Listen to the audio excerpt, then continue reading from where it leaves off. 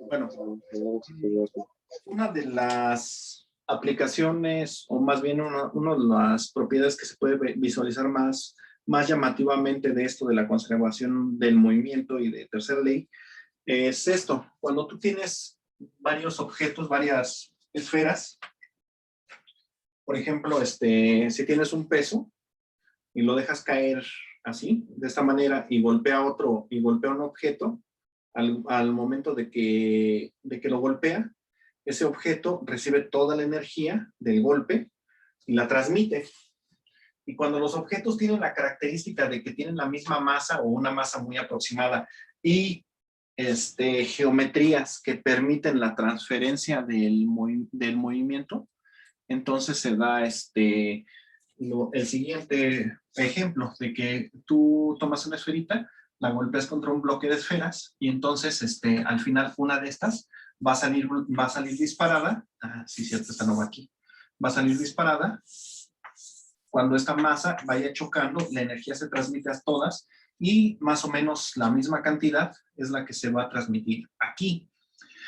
¿Qué pasa cuando tienes varias bolitas, varias esferas así, un choque? Casi nunca, o aunque tú quieras que estén realmente juntas, es prácticamente imposible que estén pegadas completamente. Por una fracción de segundo va a haber una separación. Entonces, cuando estas dos choquen aquí, la primera que va a chocar es como si se diera un choque gradual. La primera, esta vamos a llamarla 2, y esta la llamamos 1. Aquí 2 todavía no impacta, aquí 1 ya impactó, y entonces al momento de que impacta 1, le transmite la energía a la última, la que sale disparada. Pero al momento de que impacte también 2, eso significa que entonces esta otra esfera también va a salir. Y lo mismo si fueran 3 o 4, pero es que los choques son paulatinos. A menos que lo manejes completamente pegado, entonces serían como 2 choques, o que esta tuviera mucho más masa, y entonces nada más saldría, en vez de 2 choques, nada más sería un solo choque, pero con el doble de energía. Entonces esta saldría con el doble de energía, que sería el correspondiente a la suma de ambas masas. Ese es otro ejemplo de cómo se da la conservación de la energía en los choques. Pero hay muchos ejemplos. Entonces vamos a comenzar ahora sí con fuerzas. La primera fuerza que vamos a ver, que es la que se opone al movimiento, es la fuerza normal.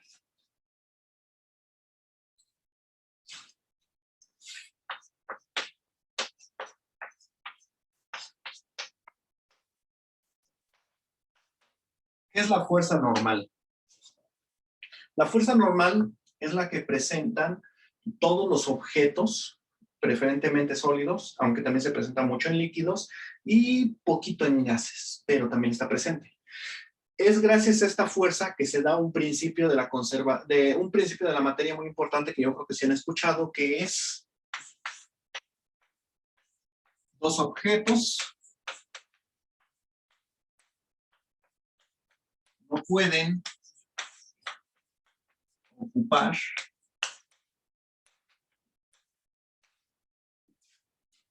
el mismo espacio al mismo tiempo. Creo que sí lo habían escuchado.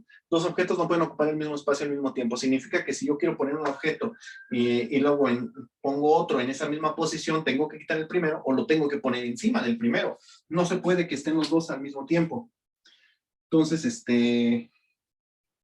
si tengo un objeto aquí y otro acá y yo quiero que esté aquí, o lo empuja o lo pongo arriba, pero no pueden estar los dos al mismo tiempo. No se puede. Pero bueno, ¿por qué no se puede? Esa es la pregunta. ¿Por qué no se puede? ¿Por qué no atraviesa el objeto? Porque este objeto presenta una fuerza de resistencia en su superficie que evita que el otro penetre en su interior. Esa fuerza es la fuerza normal y está presente en todos los objetos. Entonces es la fuerza que permite que nosotros caminemos en el suelo sin hundirnos en el suelo. Pero, ¿qué pasa si la fuerza normal también es directamente proporcional al área? Eso significa que entre más área, más fuerza normal presentas. Entonces, por ejemplo, en objetos, bueno, es así, eso sí vale la pena que lo mencione. Entonces, en superficies, donde tú te puedes hundir fácilmente, lo que haces es presentar mayor área. Entonces, por ejemplo, en una superficie, tenemos unos tenis. Tenemos unos tenis. Ahí está. Supongan que son unos tenis. No sé, no me salen bien. Eso es un zapato tenis. Y por el otro lado tenemos esas zapatillas que de veras se necesita muy buen equilibrio para caminar con ellas.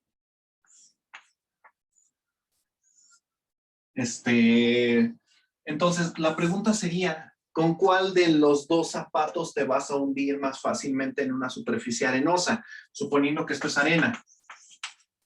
¿Con cuál te vas a hundir más fácil? Pues obviamente, con el que presentas menor área. Y sobre todo no te vas a hundir de esta parte, te vas a hundir más de aquí. ¿Por qué? Porque te vas a hundir, pero no, digamos que no eternamente, sino hasta que la arena cubra cierta parte, y entonces, de hecho sería al revés, estaría más hundida esta parte. Pero entonces, al aumentar el área, como lo vamos a ver más adelante, cuando veamos presión, al aumentar el área, también la fuerza normal aumenta. Entonces, toda esta área extra que estoy ganando va a ser equiparable a esta, y entonces hasta ahí es cuando cesa algo de hundirse. Pero es, por ejemplo, porque la arena no presenta una fuerza normal tan importante.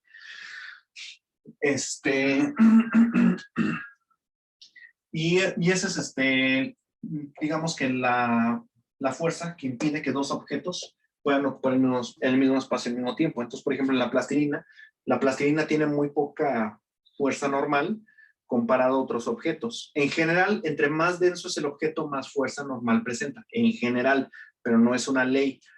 Hay excepciones, por ejemplo, el diamante no es muy denso, pero tiene una enorme fuerza normal en su superficie. Entonces, entre más denso es el objeto, más fuerza normal. Y normalmente el objeto con mayor densidad puede penetrar más fácilmente en el objeto con menos densidad. Por eso, aquí tengo una plastilina. Entonces, por ejemplo, la plastilina, que tiene poca fuerza normal, puede ser penetrado con algo que tenga más masa.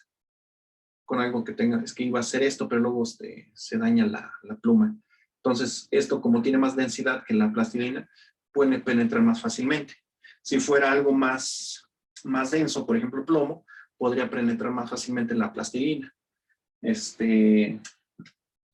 Y bueno, también la fuerza normal, aparte de que depende del área, también más importante, depende del ángulo.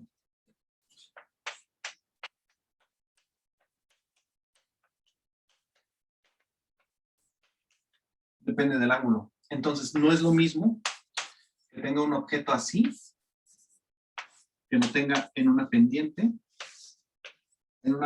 muy pronunciada, o de a tiro, casi escalando. El objeto está prácticamente escalando. Entonces, vamos a volver con la plastilina. Entonces, aquí la fuerza normal es directamente inversa al peso. La fuerza normal está contrarrestando el peso. El peso está empujando la plastilina hacia abajo, pero la fuerza normal de la libreta está permitiendo que esta vaya hacia arriba. Entonces, la normal y el peso se contrarrestan y entonces el objeto deja de hundirse. Pero, ¿qué pasa si empiezo a inclinar esto? Llega un momento en el que aquí va a ganar el peso. Al irlo inclinando, el peso va a ganar. ¿Por qué? Porque la fuerza normal es directamente proporcional a la superficie. Entonces, aquí la superficie, al estar más inclinada, no presenta tanta fuerza normal. Entonces, cuando el objeto está así, no hay fuerza normal. No hay fuerza normal así, porque la fuerza normal que presentaría estaría perpendicular a la superficie. Sería perpendicular. Y aquí no hay interacción perpendicular. Entonces,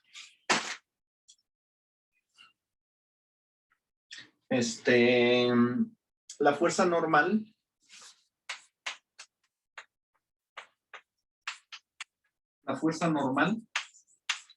da origen a lo que se conoce como fuerza de fricción. De hecho, la fuerza de fricción es función de la fuerza normal. La fuerza normal se representa con la letra N. La fuerza de fricción con esta F cursiva, como la F de función. Entonces, la fuerza de fricción es igual a la normal por un componente que es mu, que es el coeficiente de fricción. Sí. Ese es el coeficiente de fricción. Es el coeficiente de fricción. Hoy no se ve. Ahí está. Es el coeficiente de fricción y este coeficiente de fricción depende de la superficie. Entonces, dos objetos que pueden pesar lo mismo, pueden presentar la misma fuerza de fricción. Por ejemplo, la misma fuerza normal.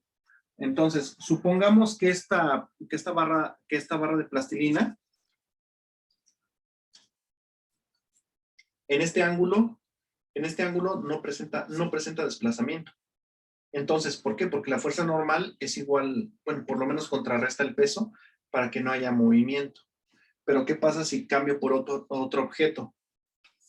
Este sí se desliza, incluso con ángulos más pequeños, porque el coeficiente de fricción que presenta esta superficie es mucho más lisa que la de la plastilina, que es más corrugada. Entonces, entre más corrugada está la superficie, mayor es el coeficiente de fricción.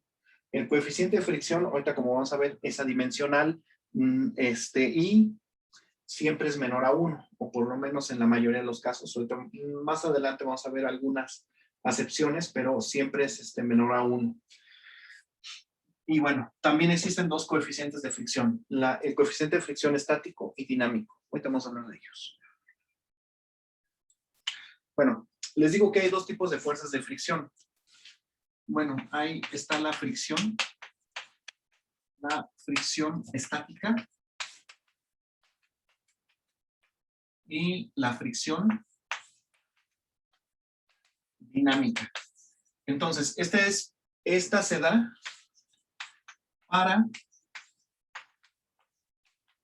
iniciar el movimiento y esta se da para continuar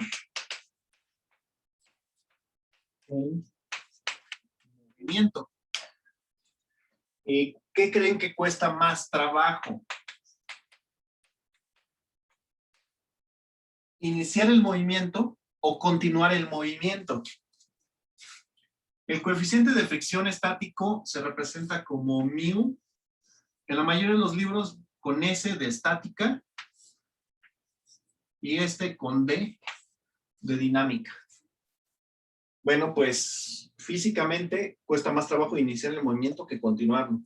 Entonces, aproximadamente para la mayoría de los objetos, no es una ley, pero aproximadamente el coeficiente de fricción estático es igual a 10 veces el coeficiente de fricción dinámico, aproximadamente. Entonces, pues sí, iniciar el movimiento cuesta más trabajo que continuarlo. Por eso, iniciar una rutina de ejercicios cuesta más trabajo que continuarla a hacer, o iniciar la dieta. Eso sí cuesta más trabajo. Pero bueno, vamos a hacer algunos ejercicios ahora sí ya. Entonces, vamos a suponer este ejemplo. Tienes una superficie y tienes un objeto aquí y no hay movimiento. El peso va hacia abajo, la normal va hacia arriba. Y vamos a ver cómo sería el diagrama de fuerzas para algo que no está en movimiento.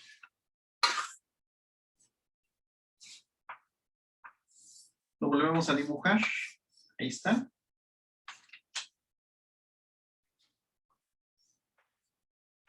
el peso va así. Y la fuerza normal va así. El peso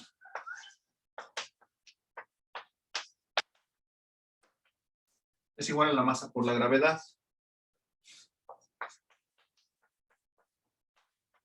N es la normal, es la fuerza normal. Y la fuerza normal, en este caso, es igual al peso.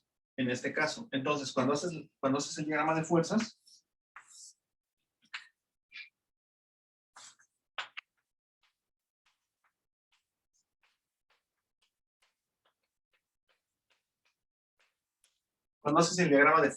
este es el eje X y este es el eje Y. Entonces, fuerzas en X no tengo ninguna. Fuerzas en Y tengo a la normal y tengo al peso. Ahorita, como dice la canción, la suma de fuerzas va a dar igual a 0. Suma de fuerzas va a ser igual que 0. Pero de aquí en adelante vamos a tener que acostumbrarnos a decir bien de qué estamos hablando. ¿Qué fuerza estamos trabajando? Ya dijimos que en X no hay ninguna fuerza. No hay nada que esté jalando para los lados. Solamente tengo el peso hacia abajo y la normal hacia arriba y por eso el objeto no se hunde por el efecto del peso. Y estas dos están en el eje Y. Entonces esto es igual a la suma de fuerzas en Y. La suma de fuerzas en Y siempre, bueno, la suma de fuerzas en general siempre es igual a masa por aceleración. ¿Por qué? Porque la fuerza es eso, masa por aceleración. No que la fuerza sea 0, sino que en realidad alguna de estas dos da 0. Para que esto dé 0, alguna de las dos tiene que dar 0. ¿Quién va a ser 0? La masa no es 0. Esto no es un fantasma. ¿Quién es 0? La aceleración. Esto no se está acelerando. Este es quien vale 0. Siempre tenemos que ver si hay aceleración o no y en dónde está, en cuál de los ejes, porque hay veces que hay aceleración en X o hay veces que hay aceleración en Y. Y entonces, si se acelera en X, la aceleración en Y normalmente puede dar 0 o viceversa. Pero bueno, para que esto dé 0, la aceleración tiene que ser 0. Continuando, ¿quién está en el eje Y? Hacia arriba y positiva está la normal. Hacia abajo y negativo está el peso. Y esto ya quedamos que daba 0. Entonces, pasa al otro lado, como está en negativo, pasa al otro lado, sumando. Quedando de esta manera. Y también habíamos dicho que el peso es igual a la masa por la gravedad. Entonces queda que la normal es igual a la masa por la gravedad. Casi siempre queda en factor del peso la fuerza normal, quedando de esa manera. Ya nada más lo único que me hace falta para definirla así casi siempre para una generalidad para los problemas es que la normal es igual a la masa por la gravedad por el seno del ángulo que se esté trabajando. Aquí entonces, ¿qué ángulo forma el peso? El peso con el plano me están formando un ángulo de 90 grados. El seno de 90 grados es 1. Por eso entonces aquí esto lo estoy multiplicando por 1 y no se ve. Cuando ya estoy trabajando cualquier otro ángulo, por ejemplo esto, el peso va a seguir hacia abajo. Pero el ángulo que se está formando, este ángulo ya no es de 0. Perdón, ya no es de 90 grados. Entonces, esto hace que la fuerza normal se vea reducida, porque como este es menor a 1, entonces la normal será menor al peso. Y eso es lo que vamos a tener siempre en los problemas para analizar. Bueno, vamos a ver otro ejemplo ahora para calcular el coeficiente de fricción, ¿cómo sería? Supongan que tengo esta superficie y supongamos que es plana y que no se mueve y que está bonito todo, ¿no? Como una tabla rígida. Y supongan que tienen un objeto aquí. Entonces, hacia 0 grados, sí, más o menos se ven que son 0 grados, no hay movimiento. Pero ¿qué pasa si empiezo a levantar esto de un lado? ¿Qué es lo que vamos a empezar a observar? Que se empieza a desplazar. Empieza a haber movimiento. ¿De cuánto les gusta que sea ese ángulo de inclinación? ¿Unos 25, 30 grados? ¿30 grados les gusta? Para que podamos hacer los cálculos fácilmente. O sea, cualquier ángulo que sea menor a 30 grados, por ejemplo, en este caso, cualquier ángulo que sea menor a 30 grados, no se va a mover el objeto. Si yo supero los 30 grados, habrá movimiento. Por eso digo que está bien, que está bien, que está bien. Entonces, si yo inclino esto más de 45 grados, más de 30 grados, va a haber movimiento. Por ejemplo, ahorita que lo hice a 45, empezó a haber movimiento. Y ahí es donde logramos el equilibrio. Cuando el objeto no presenta una aceleración alta, es cuando vemos el equilibrio. Vamos a hacer el cálculo del coeficiente de fricción para lo que acabamos de ver ahorita. Entonces, si tenemos así un ángulo de 30 grados, y aquí estaba el objeto, entonces, independientemente de qué tan inclinado está esto, el peso va a ir siempre hacia el centro de la Tierra. Y entonces vimos que ya se empezaba a presentar movimiento. Vamos a considerar antes de que se presente aceleración, antes de que haya movimiento, el equilibrio. Justamente antes de que inicie el movimiento. Ahí está el equilibrio. Entonces, ¿qué fuerzas tengo ahí? Aquí, formando un ángulo de 90 grados con esta superficie, ahí va a estar la normal. Formando un ángulo de 90 grados. Ahí va a estar la normal. Entonces, vamos a ver qué tenemos aquí. Para eso, necesitamos poner el eje de coordenadas. Lo vamos a poner así. Este va a ser X y este va a ser el eje Y. Entonces, la normal, sí, casi siempre nos conviene, para facilitar cálculos, que esté sobre el eje Y. Y entonces el peso presenta un ángulo. Entonces, ya cuando lo volvemos a dibujar, yo creo que aquí abajo mejor. Ya cuando lo volvemos a dibujar, el peso, entonces la normal está así. El peso está aquí. Y este ángulo es el de 30 grados. Entonces, uy, caray, me se acabó el tiempo.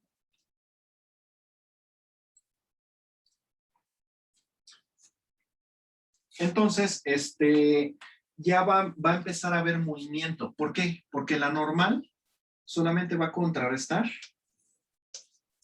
una parte del peso. Este es el peso absoluto, así que el peso crudo es este W. Esta parte pequeñita que tengo acá, bueno, ni tan pequeñita, es WY. Esta es la parte del peso que está contrarrestando a la normal. Esta WY tiene que ser exactamente del mismo tamaño que la normal. Y entonces, aquí tengo otra componente que es WX, porque esto es el eje X, este es el eje Y. Entonces, todas las fuerzas que estén sobre el eje X van a ser nombradas X, todas las que están en el eje Y, pues van a ser Y. Entonces, este es WY, este es WX. Ahora, como WX está actuando y no vemos que hay movimiento así rápidamente, sino que se detiene a ángulos pequeños, significa que hay una fuerza que está contrarrestando a WX. Esta es la fuerza de fricción. Esa es la fuerza de fricción.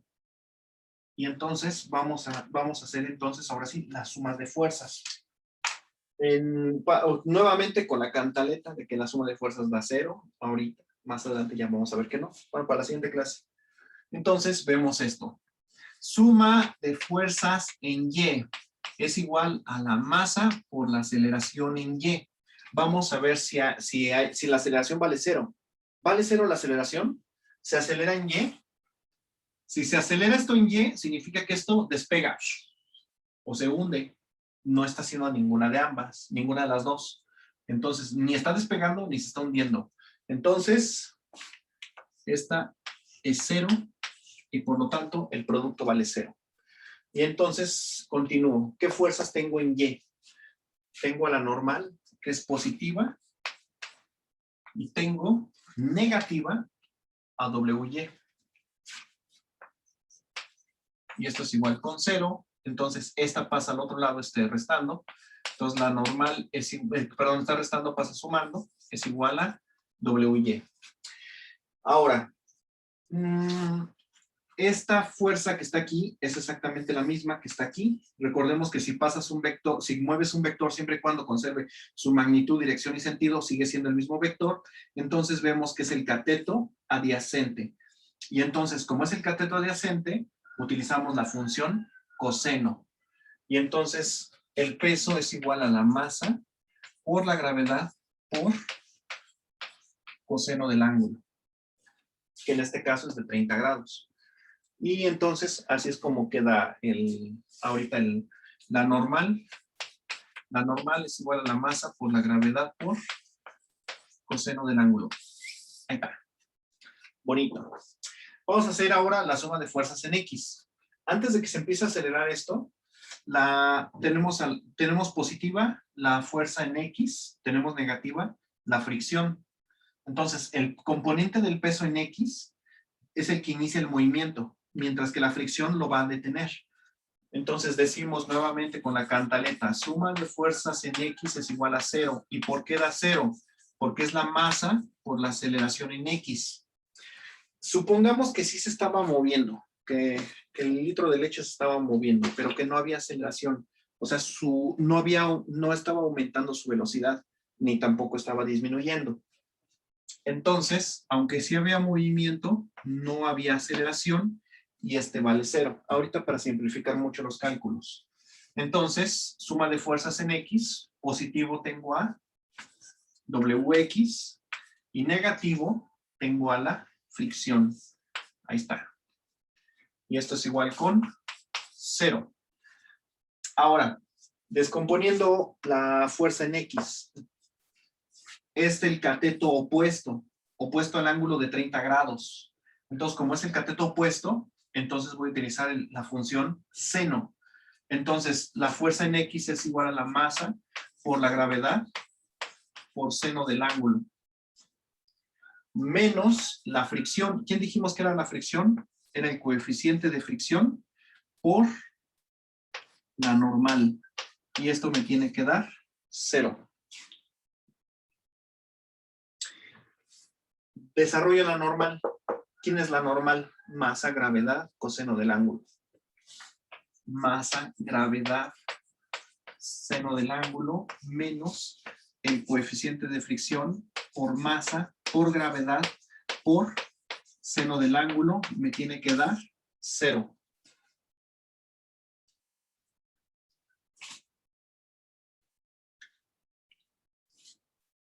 Ahora, ¿qué pasa si divido todo esto entre la masa y la gravedad? Este término con este se anula. Este término con este también. 0 entre algo sigue dando 0. Eso es lo bonito del 0, ¿no? 0 entre algo sigue dando 0. Entonces, aquí ¿qué voy a tener nada más? Seno del ángulo, ahí está. Seno del ángulo menos coeficiente de fricción. Ah, no es cierto, espérenme. Este era seno, este era coseno. Perdón, lapsus brutus. Es coseno. Este era coseno. El coeficiente de fricción por coseno del ángulo es igual a 0. Entonces, este es negativo, lo voy a pasar al otro lado positivo. Entonces tengo que seno del ángulo es igual a mu por coseno del ángulo.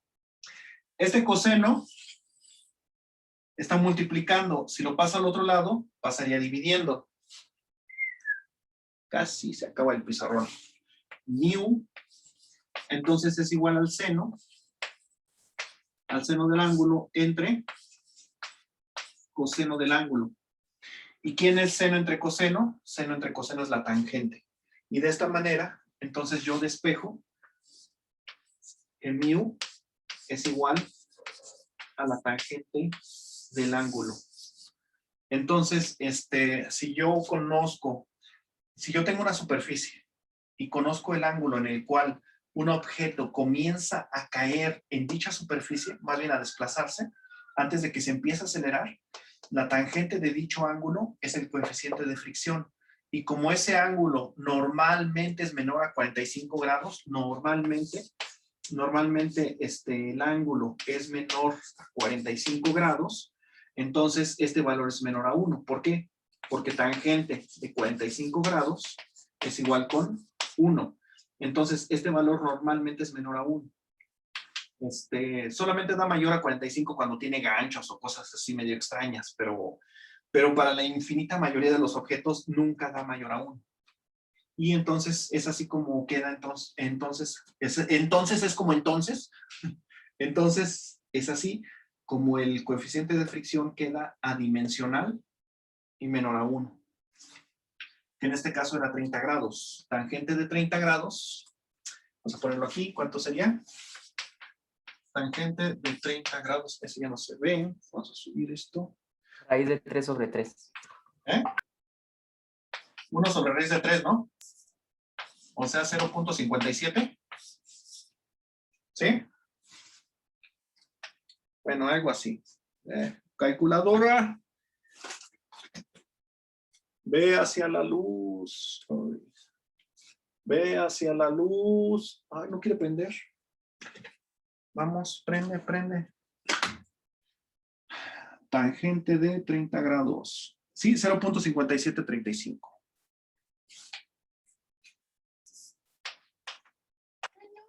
Ahí está. Y así es como se hacen estos cálculos. ¿Cómo ven?